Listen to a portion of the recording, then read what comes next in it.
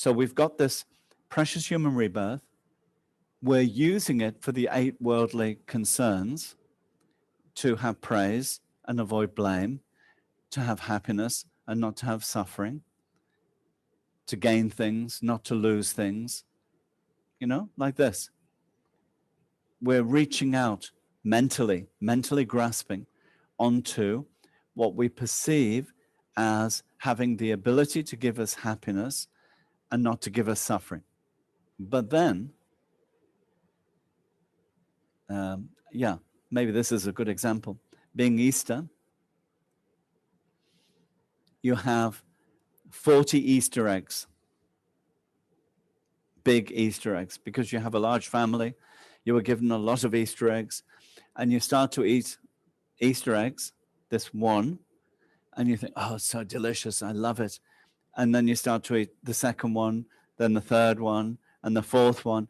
At what point does that pleasure, not happiness, but we're calling it happiness, right? We say, oh, I'm so happy, I have all these Easter eggs. But at what point does it turn into a suffering? So that's what we're investigating in the lower, medium, middle scope. We're investigating these aspects of samsara, so that you don't get glued. Is glued a good word? Or hooked, glued or hooked into samsara. Because if you do, then your Dharma practice doesn't exist. All you're doing is doing your best, using all your energy to try to hold on to a happy samsara and to avoid an unhappy samsara. But you're not worried about next life, countless lives. You're not worried about countless sentient beings. Maybe you say the prayers, but actually when it comes to everyday life, we forget.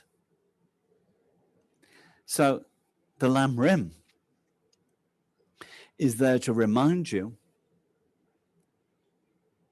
that the truth, the underlying truth of what we're experiencing is suffering.